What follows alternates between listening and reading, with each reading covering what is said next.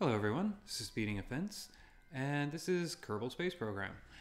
And today I want to show you a particularly nice docking maneuver I pulled. This one, well, it didn't have to be timely. If you look in the upper left-hand corner, I've got a maneuver on another spaceship that I have to do momentarily.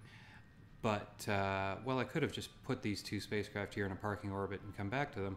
I figured, well, let's go for broke. Let's see if we can get them docked in the amount of time that we have. You see, doing quick maneuvers now to try to get close before I actually get to it.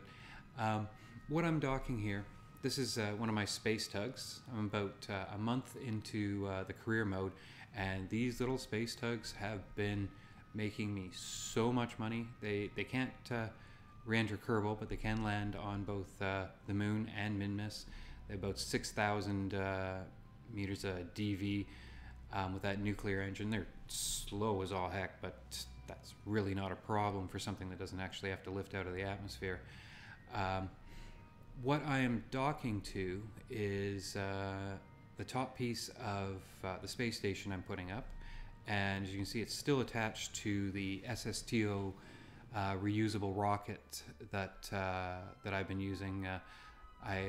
The rocket design can put about 20 tons into orbit for about 17,000 credits, plus of course the cost of the cargo. And that 17 is once the rocket is actually returned. So the space where the rocket separates from the space station is right about where the target marker is.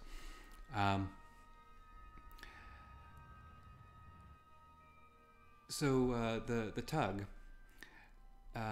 this tug. Again, it's been doing all sorts of missions for me. It's been making me tons and tons of money in the career mode. Enough that I put up 3 of them, doing various missions. I have another one out at Minmus. That's actually the one that the maneuver is coming up for. And I have one that's headed out into solar space to quickly grab some science and then come back. But with the huge DV, it's imminently practical to have several of them. They're only about 35,000 to put together, and that's plus. I was able to put these up on the same SSTO reusable rocket, which you can see a bit better now.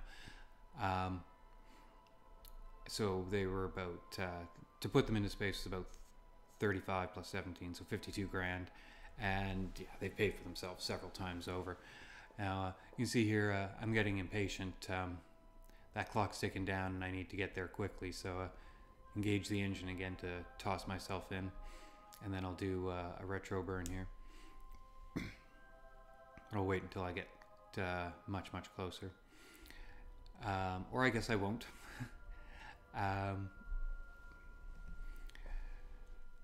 Now these, what I came up with for these, because they're not just for getting Kerbals around, although they're incredibly good at that. The whole design was based to be able to move large objects around so that the rocket itself wouldn't have to do it. So I actually have 2 different sets of RCS. So right now I'm using the small RCS pieces, the 0.1 mass pieces, and they're at the center of mass of the tug. But if you look at the nose, you can actually see I have a second set, and those are the larger RCS boosters. So when I'm actually hooked up to an object, I switch from the smaller ones to the larger ones, and because they're at the nose, they'll be much closer to the center of mass of the new object. So that's the idea there.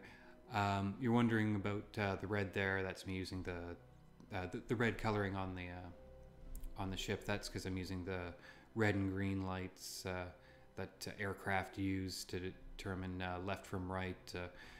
I don't think it's ever actually come up that I paid much attention to it, but oh, and there, let the magnets do the work for me. And of course SAS is fighting it a bit, but I believe what I do is turn off SAS here and just let it do its thing.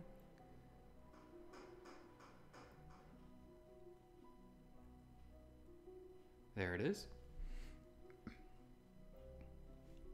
So you get a better picture of the SSTOR there. I didn't have air brakes unlocked when I designed this, so you see those heat shields up there. They're on mechanical, the linkages that let them open up. So I actually have brakes to slow the thing down and to keep the end pointed where it's supposed to point. Now this is the maneuver that I've been putting off. You can see in Midness you can be a little late on a maneuver, but it's only a small maneuver. It's just one of those maneuvers you don't want to miss.